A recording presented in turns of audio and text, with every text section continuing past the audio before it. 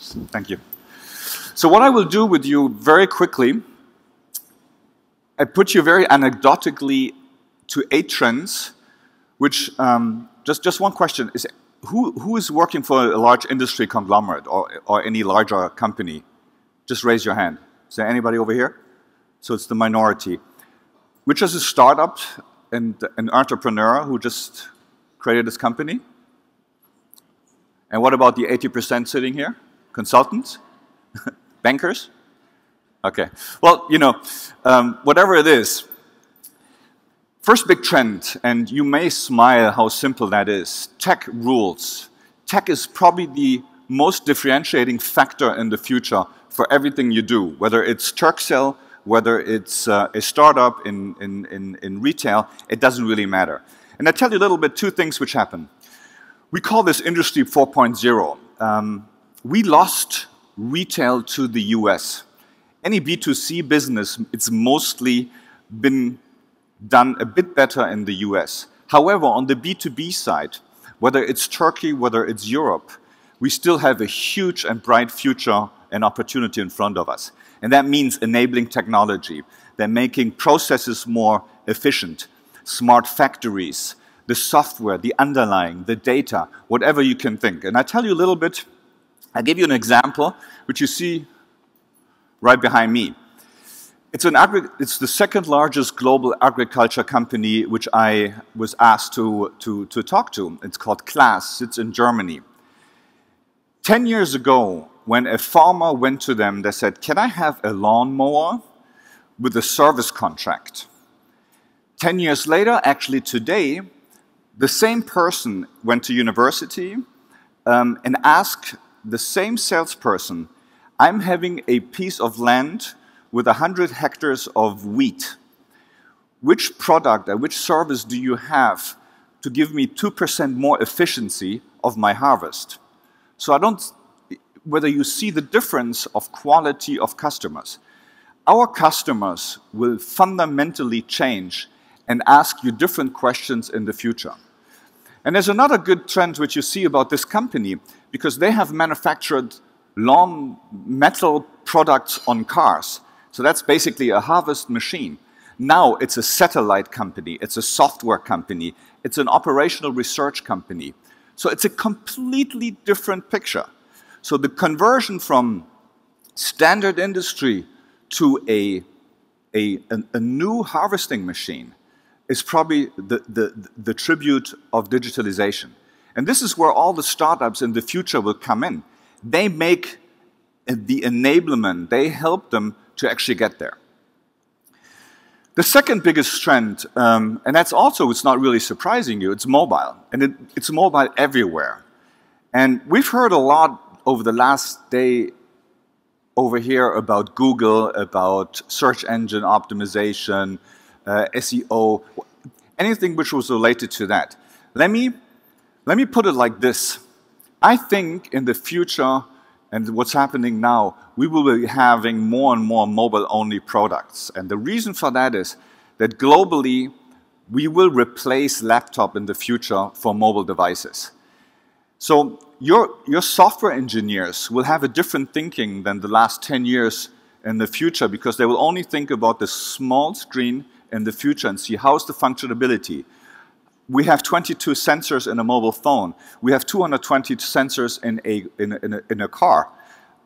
So that's a little bit where devices is changing. And I'll give you another, for me, the most striking example what's happening actually. Everybody talks still about Google, gathering data whatsoever. They actually should talk about social media, about Facebook. In 2012, as you remember, they went public, or they filed their IPO. They had zippo mobile sales. Look at this today.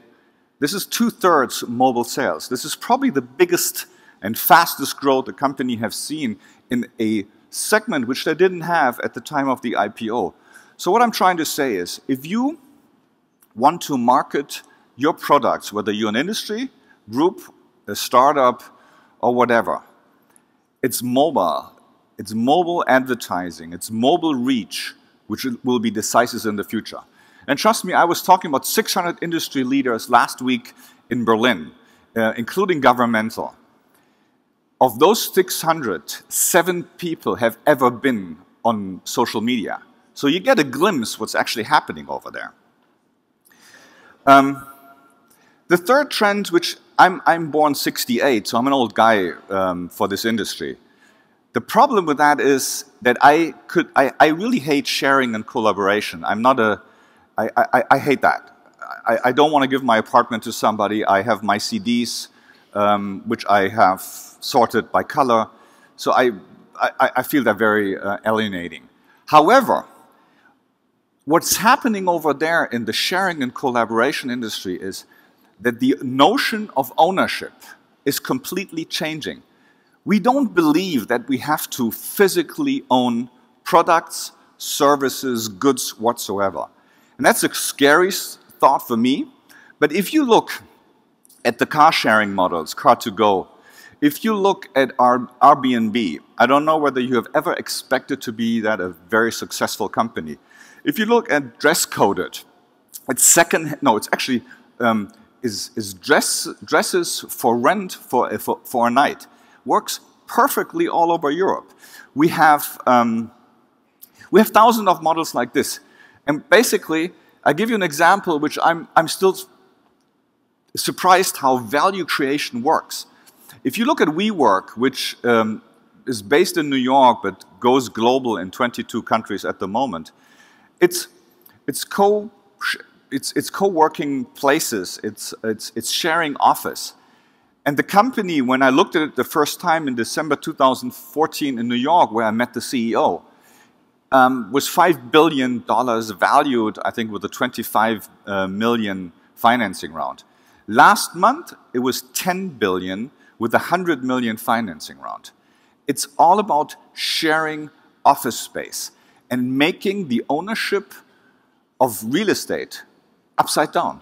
Digitalization will change real estate massively. And you can take pretty much every ownership area, whatever you want to name, it will be impacted. The fourth one, it's my favorite, and I think if there are quite some entrepreneurs and startups sitting over here, this is the one you should really burn as a tattoo on your arms, on your body. User interface. User interface is probably the most underestimated issue in digitalization. And I'll tell you a little bit about it. User interface basically means, to my understanding, if you have to explain your product and service with a user manual or just another word, you will be out of business within the next 5 years. And I guarantee that for you. If you need to explain it, you're screwed. And I've seen, sorry for saying that, over at the booth is over there, 80% of the products needed to be explained. The user interface was crap, shit. Rethink it, redo your product, redo your front end. It's all too complicated. It's not intuitive. It's a real problem.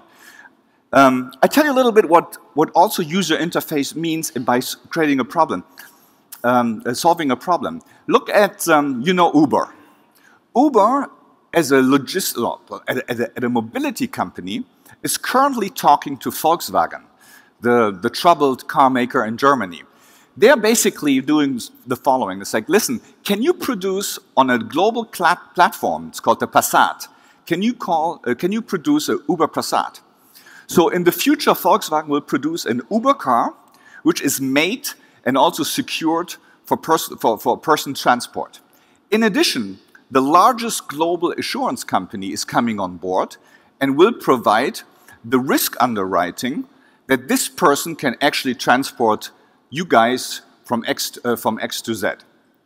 Meaning, Allianz is underwriting that risk. Together, this is an ecosystem between 3 industries that you actually, when you buy a car, in the second you have answered 10 questions to underwrite the risk whether you are capable to drive other people from A to Z, you drive off the lot after you've purchased the car and can actually run your own taxi. If you do this in Turkey, it takes you at least a year. You have to buy a license. You have to go through all this crap and errors and bureaucratic problems. And you have to do this actually in every country. This is user interface. For somebody who wants to drive a limousine or taxi, you buy a new car, you sit in the car, you drive off, and you can have the first order. That's user interface. And I give you my last, it's one of my favorites. Sorry. So, Porsche. Porsche in 1971 was probably the biggest engineering wonder of the world. A race car been produced for the streets. When you look at the dashboard in 71, they had 10 buttons and levelers and switches at the dashboard. And the car was driving around 175 kilometers per hour. 30 years later, 2014, the car had 51 buttons on the dashboard and drove twice as fast. My question is, what went wrong with the engineers at Porsche? Did they lose it? The problem with that is, when you sit in a car is not an automotive anymore, it's a mobile device. And that's what the industry starts to realize. Slowly, but they do. And you can see this in 2015. When you look what Tesla, the cockpit of Tesla, the dashboard, it doesn't really have a button. It's a mobile device. It's a screen, actually there are two screens, which you manage exactly like your mobile phone. That's why you feel comfortable. When you sit in an A1 Audi, you have 320 buttons. You have 2,000 pages of manual of user instructions. I mean, think about this. In nowadays, when you have an iPhone or when you get a TV, there is no, I mean, it's an intuitive product. So something really went wrong, and I tell you for sure that Mercedes, Audi, and whoever is producing cars who will not understand that user interface is the key differentiating factor, they're out of business. And look at 220, and that's kind of an interesting one. 2015, Volvo has, and it's Geely, it's Chinese. It's a Chinese car which has no, which basically took up the subject, we're producing mobile devices on wheels. And you see that over there. That's the only thing which you can see. It's one screen as Tesla. 2020, you see the Porsche design study. They believe 2020, that's the earliest moment they can actually change their cars. It's a problem. And interesting enough, they all do the same because they panic. Porsche, Audi, Mercedes, they panic because they see that their customers, the millennials, completely have lost their interest in their over-engineered, to be explained products. User interface, trust me, it's the key to success of your business. I give you another one because user interface is so important, and I give you that to the B2B side. Salesforce IQ before Relate IQ. It's a customer relationship management program. One of the biggest problems for everyone, startup, larger corporates, conglomerate. The problem with that is data integration. How do I get variety of different data sets into my customer relationship program? Mostly that's where most of the project gets stalled, screwed up, and stop. Relate IQ did something incredibly simple, and you see this over there. They said, we just log into the main data platforms, Outlook, Facebook, whatever you could Google, and so on and so forth. So basically, every data set of every employee of that, with that platform is integrated with their data within maximum 5 minutes. And you don't need any IT. You don't need an IT department. You need nobody, you know, any wikis whatsoever. That's user interface. Simple, self-explanatory. Tinder. I'm sure none of you know and use Tinder, but if you would, Tinder solved with user interface one of the fundamental problems of dirty dating. And dirty dating has two issues. One, you don't want your neighbor, your wife, your brother, your sister, your mother to know that you do dirty dating. So it needs to be fast, and you need to be closable and hideable, very simple. And that's great because Tinder, you can swipe left, right, very quick, big advantage. User interface. Secondly, you don't like when people tell you you're ugly. You just don't want that. So Tinder basically made a matching proposition that if you have same interest on Facebook, and then also you have swiped to the right that you like that person, and that matches, it's a 100% guarantee that that person actually does like you. So by just using intelligent user interface, which you don't need to explain, they revolutionized the market, which is completely mature. Dating has been done for 10 years before. Hundreds of companies have tried to solve that problem. They made something that just changed the user interface. Incredibly smart. Let me go to the next trend. Content is king. We heard that in the late 90s, for those of you who are as old as I am. For those who are not, AdWords, links in search engine are potentially dead. If you want to reach your audience, whether you are a corporate with a website or a startup who actually does online marketing, content, proprietary content, you will become your own publisher. The reason for that is Google, Panda with their algorithm will pick up proprietary content. That will change the industry of advertising, and we have heard some advertising people and programmatic advertising guys over the last 24 hours over here.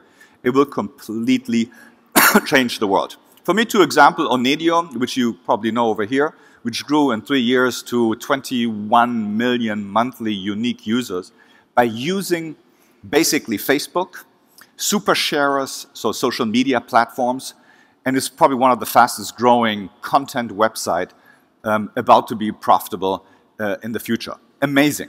Same with BuzzFeed, and I give you something which, if I would be the Doğan family, if I would be a broadcaster, TV broadcaster in Turkey, I would shit in my pants.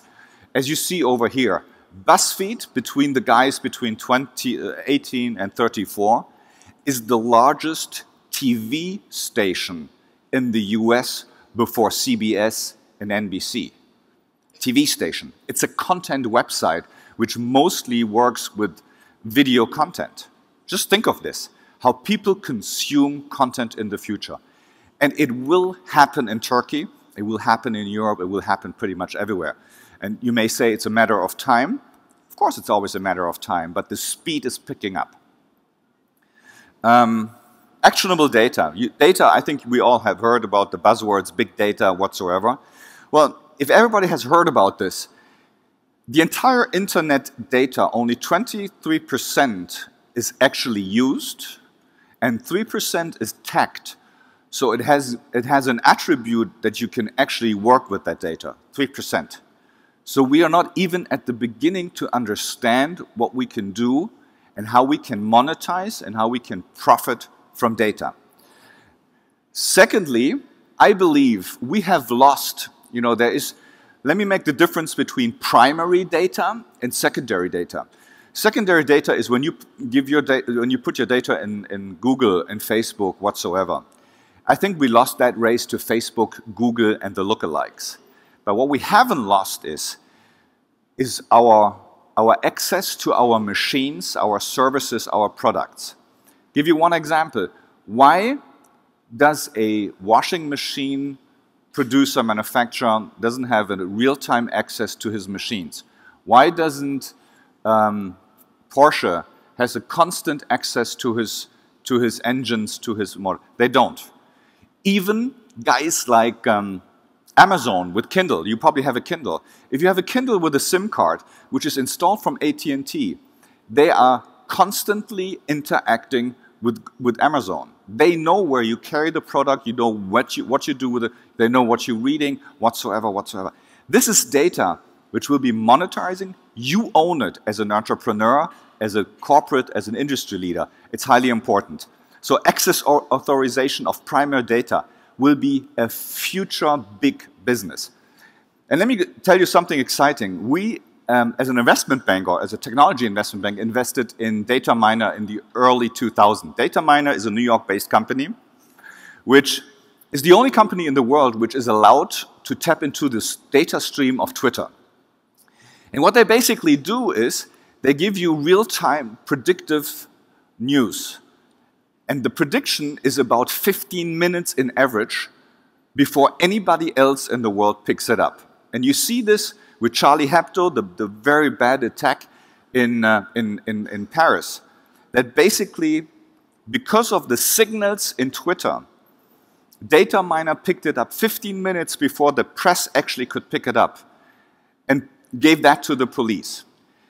In Boston, the police is actually using this service by allocating police patrol cars at the certain time of the day where the likelihood is the highest that something is going to happen. So it's an incredible company. It's now valued $1.5 billion.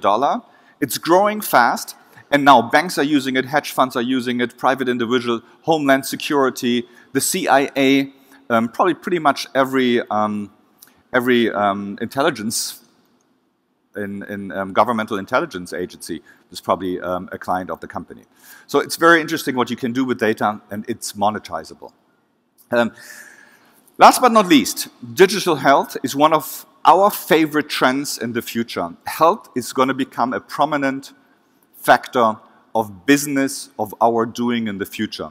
And we believe those machines here, the iWatch, any wearables, will basically change the entire way how we handle health in the future. And I give you a little bit of an example.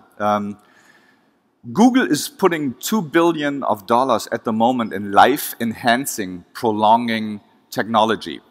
And they do this outside in California, offshore, with a huge data center with own electricity, where they try to look into the genetic material and see, is there a correlation between food and prolonging your life? Because they're completely convinced is that if you have functional food, you can become older than before.